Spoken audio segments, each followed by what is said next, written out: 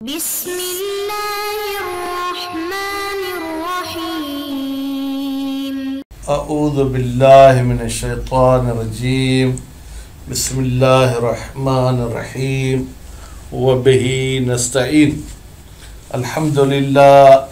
ہماری گفتگو کتاب الرہن میں ہے۔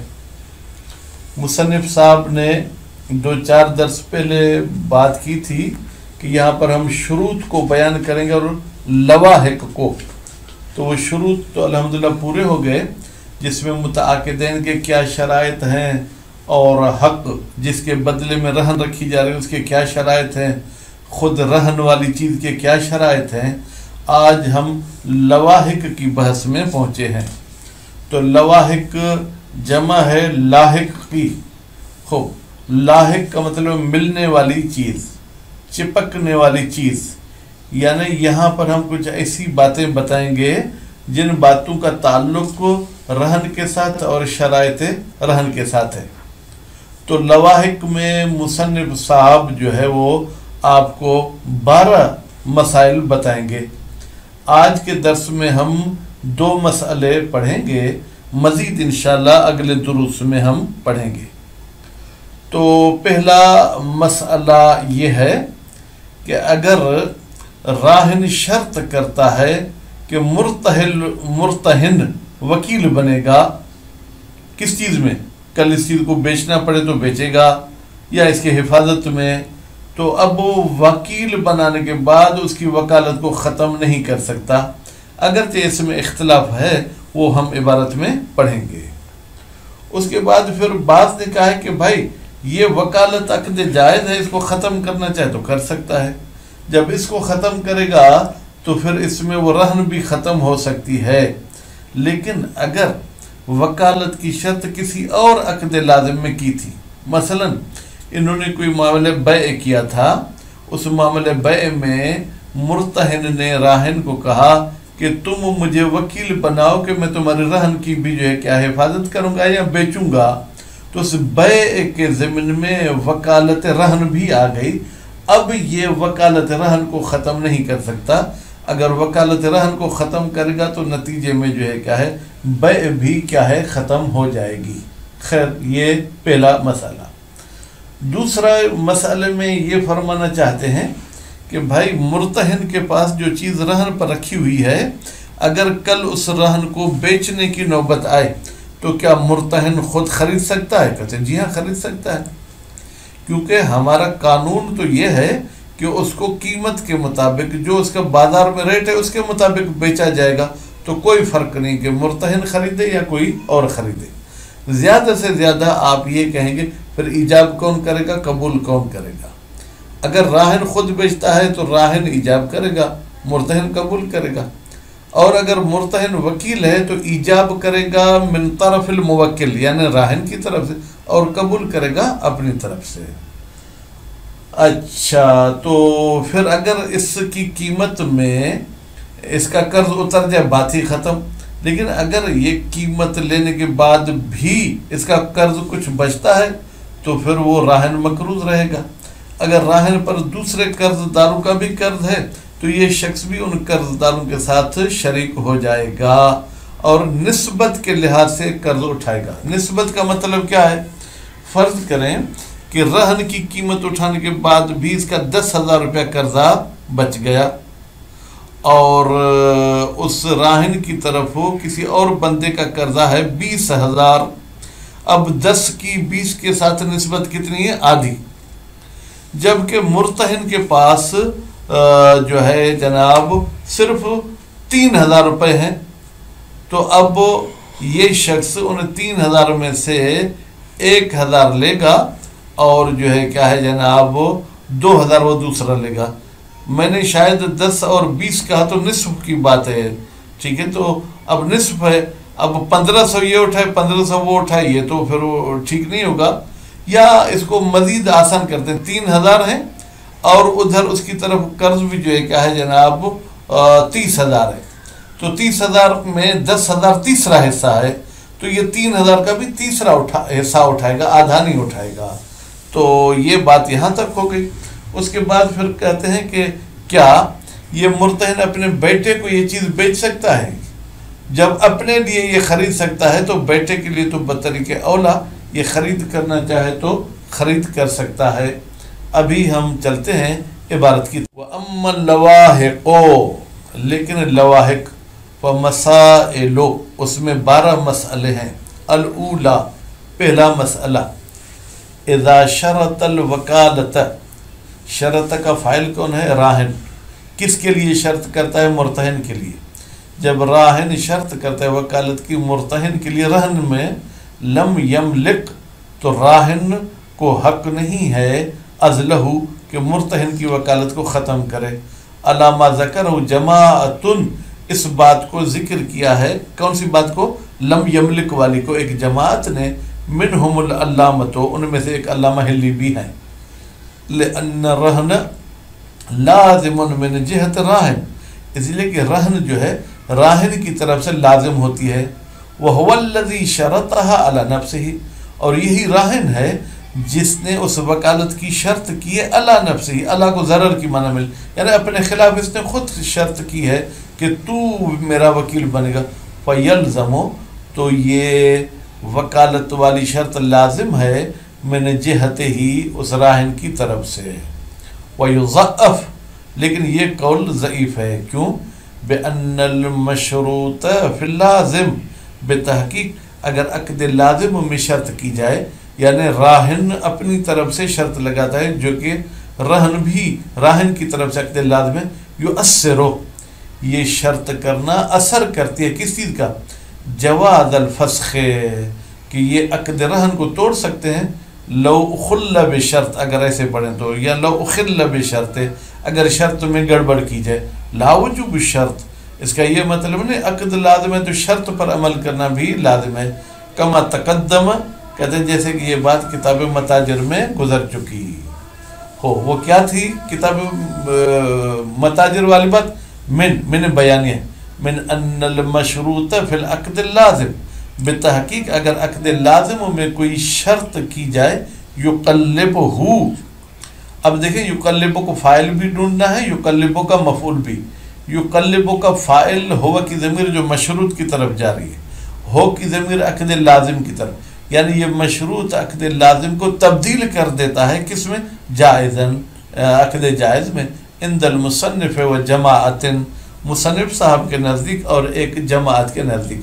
فہین اذن، جب ہم نے اس بات کو مان لیا کہ عقد لازم جائز میں تبدیل ہو جائے گا، انما یفیدو، بتحقیق یہ شرط فائدہ دے گی کس چیز کا؟ اخلال راہن بالوکالت، کہ اگر راہن گڑبڑ کرتا ہے وکالت میں تو یفیدو کا مفعول خوب، انما یفیدو، بتحقیق فائدہ دیتی ہے، اخلالو، مرفوع پڑھیں، تسلط المرتہن، کہ مرتہن صاحب تسلط رکھتا ہے علی فسخ العقد، عقد کو فاسخ کر دے۔ وذالک لا یتم فی عقد رہن، کہتے ہیں یہ عقد رہن کو ختم کرنا یہ رہن میں تو مفید نہیں ہے بلکہ نقصان دہ ہوگا، کیوں؟ لأنہ، اس لیے کہ یہ فسخ کرنا دفع ضرر، یہ ایک ضرر کو آپ ختم کر رہے ہیں، کون سے شرط والے بات کو؟ بضرر اقوا، ایک قوی ضرر کے ساتھ، کہ بھائی پھر اس کے قرضے کے بدلے میں تو اس کے پاس کچھ بھی نہیں بچے گا۔ انما تظہر الفائدۃ، بتحقیق ظاہر ہوگا فائدہ کس کا؟ شرط وکالت کا۔ فیما لو کان راہنو، جب راہن صاحب نے قد شرطہا، وکالت کی شرط کی ہو، فی عقد لازم، اس رہن کے علاوہ کسی اور عقد لازم ہے، کا بیعن، مثلا بیع میں، فہین اذن، تو جب دوسرے عقد میں شرط وکالت کی تھی رہن کی، خوب، لو فسخ راہن الوکالت، اگر راہن وکالت کو فسخ کرے گا، فسخ المرتہن البیع المشروط، تو مرتہن بھی ختم کر دے گا اس بیع کو جس میں شرط لگائی گئی تھی۔ اس کو کیسے فسخ کرے گا؟ رہن کے ذریعے، والوکالہ، اور وکالت کے ذریعے۔ تو یعنی نتیجے میں جس عقد کے بعد آپ نے رہن کا معاملہ کیا تھا پھر وکالت کی بات کی تھی وہ بھی ختم ہو جائیں گے۔ انکان ہناک، اگر ہو ہناک، جہاں پر شرط وکالت کی گئی تھی، بیع مشروط، کوئی ایسی بے جس میں شرط کی گئی فی ہے اس بے میں ذالک وکالت کی، وَإِلَّا فَاتَ شَرْطُ عَلَى الْمُرْتَهِنِ بِغَيْرِ فَائِدَةٍ، لیکن اگر کسی اور عقد میں شرط وکالت نہیں کی گئی پھر تو مرتہن صاحب کے پاس یہ شرط کون سی جناب وکالت واری فوت ہو جائے گی اور مرتہن کو کوئی بھی فائدہ نہیں پہنچے گا۔ وَيُشْكَلْ، فرماتے ہیں کہ یہ بات جو ہے کیا ہے جناب مشکل ہے، کون سی کہ آپ نے کہا کہ عقد لازم میں اگر شرط جائز کی جائے تو وہ جو ہے کیا ہے عقد کو بھی جائز کر دیتی ہے، بما تقدم، بھائی اس بات میں ہم اشکال ہے، بما اس نظریے کے تحت جو گزر چکا وہ کیا تھا، من وجوب الوفاء بشرط، بھائی عقد لازم ہے تو شرط پر عمل کرنا بھی واجب ہے، کیوں، عملا بمقتضى الامر، عمل کرتے ہوئے کہ جناب ہم امر پر جو ہے عمل کریں، امر کیا، اوفو بالعقود، خصوصاً ما یکون العقد المشروط فیہ، خاص طور پر وہ عقد کے جس میں شرط کی گئی ہے وہ کیا ہو جناب، کافیاً فی تحقق ہی، وہ کافی ہے اس شرط کے متحقق ہونے میں، کل وکالت ہے، جیسے وکالت آپ نے رہن میں کی، علامہ حققہ المصنف، اس بات کی تحقیق کی ہے مصنف نے، من انہو،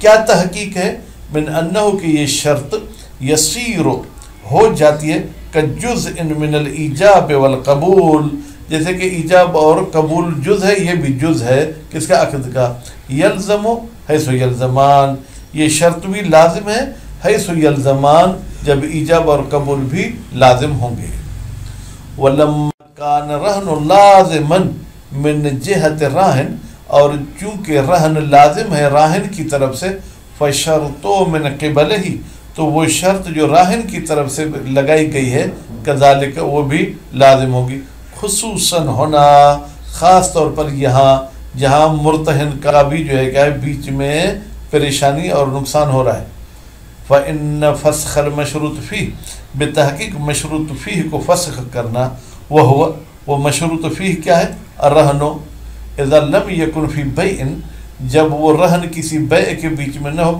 لا یتوجہ، تو یہ فسخ کرنا متوجہ نہیں ہے، یعنی فسخ نہیں کر سکتے، لأنہ، اس لیے کہ فسخ یزیدہ، خوب یہاں پر کتاب میں یزید نہیں ہے لیکن یزیدہ ہونا چاہیے، یزیدہ یعنی اس مرتہن بیچارے کے ضرر میں مزید اضافہ کر دے گا، فلا یؤثر فسخہ لہا، پس نتیجے میں اثر نہیں کرے گا جناب فسخہ، کہ ہم رہن کو فسخ کر دیں لہا اس وکالت کی وجہ سے، وَإِنْ كَانَتْ، اگرچہ یہ وکالت جائزتاً خود جائز ہے، بحسب اصلہ، عارض کی وجہ سے لازم ہو گئے، نہیں تو یہ جائز ہے، اگر عام امور میں آپ کس کو وکیل کرنا چاہیں تو اس کی وکالت کو عزل کر سکتے ہیں، لأنها قد صارت لازمتاً بشرطها، اس لیے کہ یہ وکالت اب لازم ہو گئی ہے بشرطها، اپنی شرط کی وجہ سے، کیسے بھائی، جب وکالت کی شرط لگائی گئی پھر لازم،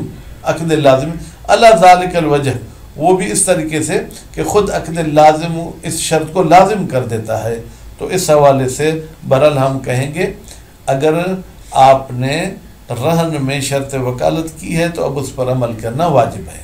الثانیۃ، جناب دوسرا مسئلہ، یجوز للمرتہن، جائز ہے مرتہن کے لیے، ابتیاؤہ، ابتیاء یہاں خریدنے کی معنی میں ہے کہ وہ اس رہن کو خریدے، من نفسی، اپنے لیے، اذا کان وکیلا فی البیع، جب یہ شخص وکیل ہو کس میں، بیچنے میں، تو یہ اس کو اپنے لیے خرید سکتا ہے، ویتولی، اور یہ جو ہے کیا ہے جناب ذمہ سنبھالے گا کون، مرتہن، طرفی العقد، عقد کے دونوں طرف کا، ایجاب کا بھی اور قبول کا بھی، لأن الغرض، اس لیے کہ ہماری غرض اس بیچنے سے کیا ہوتی ہے، بیعہ بثمن المثل، کہ ہم رہن کو بیچیں ثمن المثل میں، کہ عام اس کا بازار میں ریٹ کیا ہے، وہ حاصل، اور وہ ثمن المثل حاصل ہے، وہ خصوصیت المشتری، اور مشتری کی خصوصیت کہ فلاں خریدار ہو یا فلاں